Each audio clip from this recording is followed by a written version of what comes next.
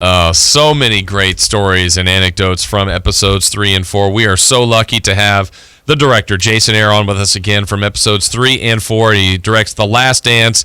Jason, welcome back again. We thank you so much, and you did it again. 2 more episodes that were just brilliant storytelling. Congratulations. Did you enjoy episodes 3 and 4 and your rewatch of it last night? Yeah. It's been a while since I've seen these things back to back because we finished editing them months ago, and then you approved the final color and mix one at a time, like 1 week at a time. So it was cool to see them in tandem. Kind of all these things were built in tandem. I was hoping that people would watch 2 at a time. So it was fun to watch. You know, people around the country have been almost universal in their praise, Jason, of this doc, and obviously you're going to get straight shooting here. Last week we talked about your East Coast hip-hop bias. Today I'd like to focus on your lack of special effects. Will there be any sort of special effects in the final 6 episodes? Dave wants lasers. Yeah, I do. Yeah, where do you suggest? Because we still have time, Dave. I mean, there's 7 days until Sunday, and we can move heaven and earth. Where would you incorporate CGI into the telling of '90s basketball? I don't know. I'm not a director, so I have no idea. That's your job. What I would ask is what? No, hold on a second. There's a good reason for that. Are you how close? You've been obsessed with this thing obviously forever. I know where I read this. I read this in your GQ profile, which, by the way, did not have a picture, which was highly disappointing to me because you are a handsome young man. But you made a point that I think it was your girlfriend, who you've been with for a while, hasn't known non-Last Dance Jason. So how close are you? How close are you to being able to just put the final bow on this thing and actually having that feeling of, oh my God, I'm done with this. I have nothing else to do. Well, you must have read the online version, first of all, because there was a sizable print spread where it's me posing in various beach locations in underwear. We did that in cooperation with Jockey, because I'm a big love it guy. What was the question again? Sorry, I'm picturing myself in underwear. How close are you, and we'll get to the potato in a second, how close are you to being done with this thing? I mean, really, truly, where you can step back and be done? Not until May 17th, really, when it airs. We finished the final edit of episode 10, so picture locking 10, like where everything is going. All the music, all the sounds, all the images are locked as of Friday, like midnight. So that was a big moment. No more notes from the partners, no more discussing, maybe this should go here, maybe it's all locked. So now it's on 8, 9, and 10, we're in the process of final sound design, putting the final masters in, so we have like temporary shots in there that watermarked like property of, CNN or whatever, and putting in the best shots and color correcting, painting every frame of all the things and making it look all spiffed up. So that takes a few weeks, but the heavy lifting is over. I think I said the other day to somebody that this is like kicking the extra point, but the old extra point from the 3, not from the whatever it is now, not the one they miss 30% of the time. You know, it's great. You told us that story last week about how difficult it is to get music, and so now every time there's a music part of the documentary, I'm into it. I'm like, oh, how difficult was it to get Kool Moe Dee's How You Like Me Now? I mean, so every time I hear something, so just that one, for example, yesterday, how difficult was it to get How You Like Me Now? Impossible. So the version that you hear is the re-record, which breaks my heart, because it's supposed to, when they say funky, like there's a which is such a ridiculous word to say out loud, but the sample of that used to be James Brown. On their original track, it's James Brown. And for whatever reason, a lot of these old school hip-hop guys will re-record their songs called like sample-free versions with the difficult samples taken out. And most of the time, they're absolute unusable garbage. This was not the case with Kool Moe Dee. It was just that one sample. So you'll hear, if you watch it again, I tried to cover that as much as I could with, sound of the guys yelling on the bus or like unnecessary sounds of airplanes taking off and landing when they're taking off and landing. So to answer the question, the original version, it's impossible. They will not clear it. It's impossible to do that for whatever reason because of that sample. So that's a good example of just how stringent those sampling laws are for old rap songs. Jason Hehir, the director of The Last Dance, joining us on KHTK. Jason, I've been texting you just a couple of memes that are popping up about Tony Kukoc. One of him looking forlorn out a window or something. So I'm just seeing them now. So you got these people go, oh, well, where's Tony? Now, correct me, I may be wrong, and this would be embarrassing if I am, but I imagine Tony's going to play a role at some point in your little doc. Yeah. Well, Tony, it's difficult because people's backstories have to come up at certain times, and what I didn't want to do was all of a sudden have Tony just saying a bite in the first few episodes where we don't know who he is yet. An audience that doesn't know the Bulls won't know who Tony is, and I thought he deserved his own backstory and his own introduction, a more formal introduction than some of the lesser or more ancillary talking heads. So he doesn't really do much that part in the 98 season where we are in the timeline, the first few months. It was really Michael kind of carrying the team. I believe he was hurt for a little bit as well, so his storyline, we didn't have an opportunity there. And then in the backstory, of course, he doesn't come into play until the early 90s. So you're going to get a good dose of Tony next week. That's when we really focus on his story, because he was introduced to the Bulls in person to Michael and Scotty via the Olympics. So when the Dream Team went to Barcelona and faced Croatia, they were facing Tony Kukoc's Croatian national team. And they wanted to teach him a lesson during those games, so we'll get into that. And then later on, when Michael leaves for baseball, and it's Scottie Pippen's Bulls, then the whole thing with the Knicks game when Scotty sat out and Tony came in with 1.8 seconds left against the Knicks in the playoffs. So Tony definitely has a voice later on in the series. Don't you worry, Tony Kukoc fanatics. We got you. Jason Hehir, director of The Last Dance. Episodes 3 and 4 aired last night. So many good stories in there. Dave and I were talking earlier, Jason, about the transition from Doug Collins to Phil Jackson. Kind of a two-part here. I felt like Doug Collins, at least on that episode, wanted to say more. He's like, I knew Phil was ready to be a coach. And Jordan maybe was a little bit reluctant to take on Phil. How do you... now that you've recorded all this stuff and after the fact, how did that transition go for those Bulls to go from a likable guy seemingly in Doug Collins to a different coach and a different type of thinking coach in Phil Jackson? Well, they loved Doug to a man. Doug was definitely a player's coach. He clearly centered that team offensively and defensively around Michael, and just thought, you know what, we have by far the best player in the league. Let's center this thing around him. And I think it was an astute managerial decision to say, okay, he's gotten us as far as he can possibly get us, but we still need some sort of plan. We need to, because teams like the Pistons, and it wasn't just the Pistons who were focusing on Michael, every team that had any kind of modicum of defensive intelligence was saying, you know what, let's just double this guy and triple this guy in some cases, and let, the Cartwrights and all the Jordanaires, as they were called, beat us.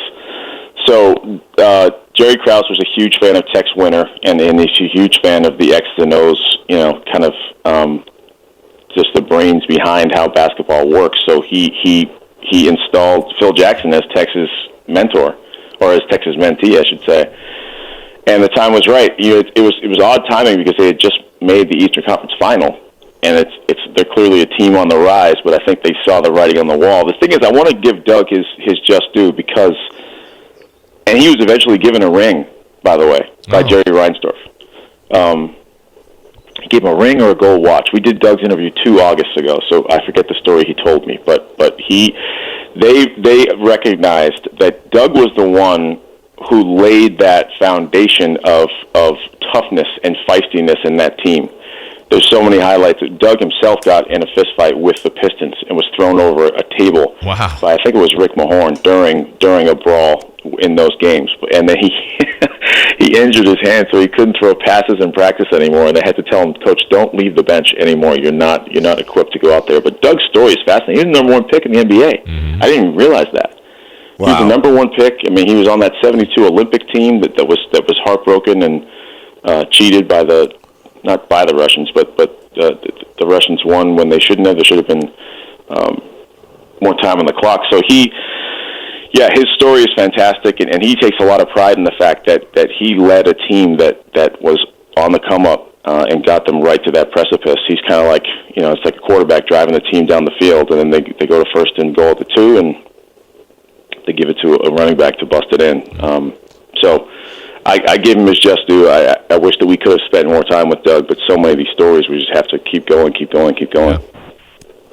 Jason Hehir with us. Jason, with a younger sister that works in the business, and obviously talking to you, I've learned that two of the most popular things you guys hear is everything should be a reality show. Everyone thinks they'd be a great reality show, and everybody thinks this, that, or whatever would be a great documentary. We were talking a little bit before you came on, and I'm of the opinion, obviously, and I'm biased, that you could make a compelling documentary about this trash can next to me right now. But I found myself asking on the show, and I want to know your opinion here. Could a compelling or interesting enough documentary, in your opinion, be made about Tex Winter? I saw you dealing with him, the way you dealt with him in that episode, and I've always been a Tex Winter guy. I've always been very fascinated with his impact, not just on those Bulls, but on those Lakers. But as a filmmaker, is that something, for lack of a better term, that's thick enough for its own little piece, obviously not 10 parts, or is there just not enough background there? I'm curious.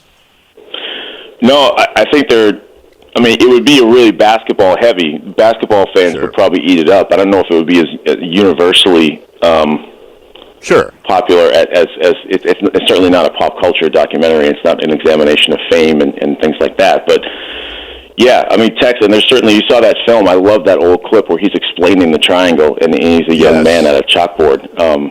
And that looks like it's straight out of like a movie. It's like Hoosiers. So yeah, his story. I used to know the details of this, but I believe he was a pole vaulter, and was like an Olympic level pole vaulter too. They had Johnny Bach and Tex Winter. Their backstories I get mixed up, but these were two hard-nosed, old-school basketball guys. So Tex rode Michael relentlessly, and that's why they got along, because Michael's a ball buster, and so was Tex. And Tex would always complain to Michael that he couldn't make a good entry pass. There were so many things that were vital to the triangle that he thought that Michael needed to practice more, and a lot of that was passing. And Michael had his own feelings about that, and everything did work out. But yeah, he's a fascinating character. I would have loved to have interviewed him for this doc, but he was really sick by the time we started shooting, and then he eventually passed away. But he's Jerry Krause used to not go to the Hall of Fame ceremonies, inductions every August in Springfield, out of protest for the fact that Tex Winter was not in the hall. And he said he would never go to one of those things until Tex Winter got inducted, because he thought it was such an injustice. So the list of guys from that team, both on the bench and on the court, who are now in the Hall of Fame is staggering. You have the owner, the GM, the head coach, the assistant coach, and then three of the three main stars are all in the Hall of Fame. Jason Hehir with us, director of The Last Dance. Episodes 3 and 4 yesterday aired. Again, they were brilliant. And what storytelling you get there with Dennis Rodman, who many say is an introvert. We see an extrovert. Why do you think, Jason, that he and Jordan and Pippen and Phil Jackson, how did that work? It was a good working relationship. They never said a word to each other off the court. They didn't have to. When they came on the court, that's the ultimate. You don't look at him, a picture of him, standing there naked with the basketball covering his unairable parts, and think, wow, that's a professional guy. That's the ultimate professional. But he really was. He could do, he could escape to Vegas, and he could miss practice, and he could go missing for a few days or at times a week. But when he showed up, he was the most reliable guy on the team. You knew what you were getting out of him. He has a similar kind of meltdown later on in the season. We'll tackle that in episodes 9 and 10, where he goes off the reservation again, literally. And the team just kind of rolls with it, because they know that he's going to be back and he's going to perform. If you can, count on double-digit rebounds from a guy every single night who doesn't care about having the ball in his hand, in fact, doesn't want the ball in his hand, just wants to be a shutdown low-post defender and clear the boards. That's a teammate's dream. So they got along because he helped them win. And if you're going to help Michael win, I don't think it matters that you're not going to go get a beer with him after practice. In watching episodes 3 and 4, did you find yourself? Did you get any better this go round at personally predicting what the audience would hold on to? In the first one, it was it was obviously the former Chicago resident and things like that. In 3 and 4, did it go any more publicly like you thought it would? And follow up, without giving away, telling secrets out of school, whatever you're comfortable with. Is there anything that sticks out that you anticipate coming up that you're going, man, I cannot wait for people to see this guy or see this thing that we did? Yeah, well, the first question, some things resonated more than I thought they would. That people really seemed to like the Prince Party Man montage, yes, which was great to see and great to hear people reacting to that, because that was a last-second music addition. The first version of that song, because that's Michael's late 80s montage, and that's one of the things I knew coming into the series, we got to do something, because those highlights of late 80s Michael Jordan might be the most spectacular highlights in the history of basketball, of any player. Just the different level of athleticism that he all of a sudden brought to the NBA, it was like a comet had crashed into the league. So, and that, I had visions of doing a deep dive on the dunk contest and things like that before we realized how rich this story was. So we had to get those highlights in there too. And originally that was Boogie Down Productions' My Philosophy, which to me is the most anthemic song of that era in hip-hop. And I thought it matched perfectly. That was one of the songs that got bounced back to me from the executives, is that certain executives thought that there was too much hip-hop in this thing, and Michael's not hip-hop. So I had to acquiesce on that one, because I knew we had a lot more in the holster for later on in the series, and I said, okay, and we switched to Janet Jackson Rhythm Nation for that. And then we couldn't clear it. And that decision was made, like, we got the final news in early March that we could not clear that song. So we jumped to Party Man. I gave a list of songs to our music supervisor to see what we could clear, and Party Man was at the top of the list, just because, it'd be great to get Prince in there as a fellow 80s icon to Michael. And I didn't want to do something really obvious, like, When Doves Cry or Let's Go Crazy or something. So that was a song that I've always liked. It was kind of an obscure Prince song from the Batman soundtrack. And they came back and said that the estate agreed to the price that they had offered. And I edited that at my desk in my apartment on my home computer. And it was good that the highlights were already in place. So the people who finished this thing said, okay, it can't be longer than the one you originally did with Janet Jackson, and it has to use the exact same shots, because we've already color corrected all of those shots. So it was cool, because it was finite. It was like, all right, we have to use this. This is all we can use, and now let's just slap another song on there and make all these shots hit these beats instead of the beats of Rhythm Nation. So that was cool to see people respond to that, because that was a last-second change. And I was afraid that people who were really into the hip-hop songs that we use might say, oh, they're going R&B now. So that was nice to see. And then a couple of things were, one, I saw some funny memes of Bill Cartwright watching this after Michael says, I don't want Bill Cartwright to have the ball with 5 seconds left. And I'm not happy. One of them was Gary Coleman, just giving kind of the double take, what you talking about, look. And then the other one was the Michael blowing up Scotty Burrell's spot on the plane. I didn't realize that would, because I don't know. Knowing Scotty, the little that I do, he doesn't seem to me like to be the carouser, going behind, your girlfriend's backs or anything like that. I think he genuinely was afraid that his parents were going to see that and hear that he was drinking at all. So, but to see the memes and the Twitter response to that was fun. As far as what's coming up, it's tough for me to predict specifically. I do know that the Kobe stuff is really going to resonate next week. We start off episode 5 with Kobe. Oh, wow. And because it's at the All-Star game. Now we're midway through the season, so that game at the end of episode 4 last night was the Utah game, which marked the final game of the first half of the season before the All-Star break. So we start off at the All-Star game, and just the names on that roster alone, like the up-and-coming guys who at that point were Penny Hardaway and Grant Hill and Kevin Garnett, and Kobe is 19 in that footage. And then, for Reggie and Sean Kemp is on the team, and Rick Smits, who I forgot about until I saw the footage, and Michael, of course. It's just it's really cool footage, and the stuff from Kobe. That's the interview we did with him last July. I think that's really gonna that's really gonna resonate with people. Jason, it's interesting when you in your talks with Michael about this. Did you sense anything drove him more than the Pistons? Because even in yesterday's episode, he kind of with a smile says, yeah, I heard that I had never, won like Larry Bird or like Magic Johnson. But when he talks about the Pistons, did anything drive him more in your mind than beating that team? He didn't say that he hated anyone to this day besides Detroit. I was surprised that he said that the hate carries to this day. It's just such a cool reminder of how intense those old school rivalries were. I think that he truly did resent that they were trying to hurt him, and I think he's immensely proud of the fact that he eventually overcame them, figured out a way to finally beat them. But you'll see, man, there are things I couldn't get the question out of my mouth when we talk about the 97 finals. What motivated you there? Because you had won 4 already. Like, what's the motivation? I barely finished the question. And he said, Karl Malone getting MVP. He will find, in episode 8, we really dive into this, he will find a way to motivate himself even when none appear to be there. And if he has to make something up in his head that somebody said and convince everybody else that person said it, as you'll see, he'll do that. He will make up imaginary things to just conjure them out of thin air and motivate himself, pretend that someone said something offensive when the poor guy never said anything at all, probably wants Michael's autograph.